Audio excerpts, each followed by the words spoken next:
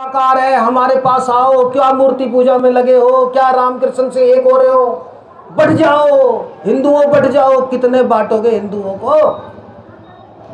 अगर रियल से, अगर शून्यवाद का अगर उन्होंने रियल से विश्लेषण किया तो वो ये किया कि हम सत्ता से बाहर पहुंच गए, हमने जाना अहम ब्रह्मास्मि, मैं केवल ब्रह्म हूं। ब्रह्म का मतलब निराकार नहीं, ब्रह्म का मतलब है नहीं। अब कई लोग ये बोल देते ऊपर वाला। अब मेरे तो घर में एक जने ने बोल दिया ऊपर वाला जो चाहेगा वो होगा। मैं इसके अभी खंडन करता हूं। पंडित विश्वनाथ शर्मा कहता है कि ऊपर वाला केवल ऊपर ही है, तो तुम ये क्यों बोलते हो हरि व्यापक सर्वत्र समाना, कि जो हरि है वो या परमात्मा है वो सर्वत्र है, ऐसा क्यों बोलते हो? कि गुरुजी ऐसा इसलिए बोलते थे कि कण कण शंकर, कण कण परमात्मा, इसलिए ऐसा बोलते हैं हम।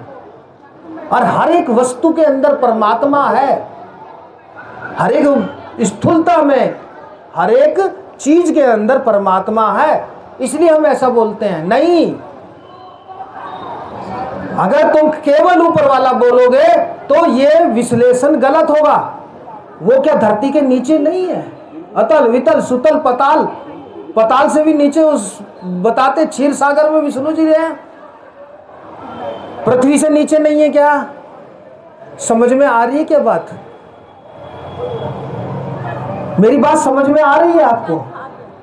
अब मेरी तो आदत है बीच बीच में बोल देता हूं, मैं समझ में आ रही है क्या मेरी बात? समझ में आ रही है?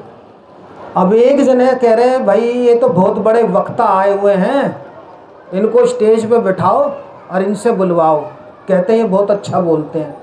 अब उन्होंने कहा मैंने बोलना ही नहीं, माइक दे दिया उन्हें, माइक पे बोलो। वो माइक पे बोलने लगे। जी कुछ समझ में आया? अब पब्लिक की तो आदत है दिमाग लगाना नहीं, हाँ समझ में आया, हाँ कर देंगे, क्योंकि किसने पूछना है, किसने खड़ा करना है। जब तुम्हें समझ में आ गया, पब्लिक ने गर्दन हिला दी, समझ में आ गया जी। नहीं भी आया होगा तो क्या करेगी पब्लिक? हाँ जी। अब जब तुम्हें समझ में आ ही गया है तो आज बोलना बेकार है। वो चले गए, दूसरे दिन फिर आए, फिर स्टेज लगा, फिर माइक पे बैठा दिया उन्हें। गुरुजी प्रवचन दो, हमने सुना है बड़ा अच्छा। कि मैंने तो बोलना ही नहीं है। वो तो मन में बोल रहे हैं कि मैंने तो बोलना ही नहीं है। अच्छा ये बताओ, मैं जो बोलूं कुछ समझ में आया क्या? पब्लिक ने कहा अगर फिर कह दिया ना समझ में आया तो फिर चला जाएगा, बोलेगा क्या? पब्लिक बोली नहीं समझ में आया। अच्छा नहीं समझ में आया, जब तुम्हें अब तक समझ ही नहीं आया तो बोलना बेकार। फिर चला गया माइक छोड़ के। तीसरे दिन फिर संसद लगी, फिर स्टेज पे बिठाया गया। जब तीसरे दिन फिर आया, अब की पब्लिक समझदार, उसने माइक पे फिर एक शब्द बोलना, बाकी तो बोलना ही नहीं था। कि समझ में आया? ये कैसा अजीब आदमी है, माइक लेते ही पीछे पड़ जाता है कि समझ में आया क्या? बोला है नहीं कुछ। अब आधी पब्लिक के समझ में आया, आधी पब्लिक के समझ में। अरे तो भाई जिसको समझ में आ गया, जिसको नहीं समझ में आया वो उसको समझा देंगे। मैं जा रहा हूं, बोल सच्चे दरबार। तो इसलिए मेरी तो आदत है भैया, पूछता हूं समझ में आया क्या? अगर ऊपर वाला है तो जमीन के नीचे कौन है?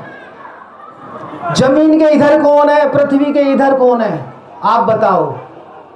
फिर ये बोलते क्यों हरि व्यापक सर्वत्र समाना? आज के बाद बोलोगे कि ऊपर वाला? ये किनकी भाषा है? ये विदर्भियों की भाषा। अगर आप बोलोगे निराकार है तो बताओ मन क्या निराकार है? कि हाँ जी निराकार है? नहीं, मन जब अगर शरीर से जुड़ा है, अगर कोई भी चीज स्थूल से जुड़ी है तो वो आकार है, निराकार नहीं है। समझ में आ रहा है क्या? नहीं आ रहा? गर्दन यूं रखी, इसका मतलब नहीं समझ में आ रहा।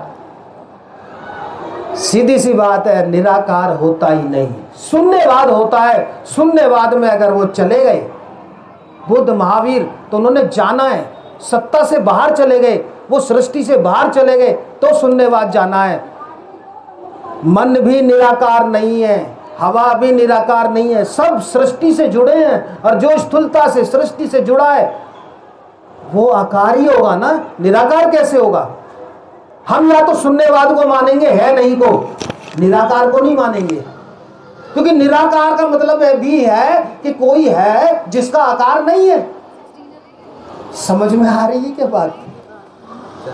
क्योंकि पृथ्वी अगर साकार से हवा जुड़ी है, उससे ऊपर चले जाओ, तुम्हारे को ये पृथ्वी एक गैलेक्सी में चक्कर चलाते हुए मिलेगी।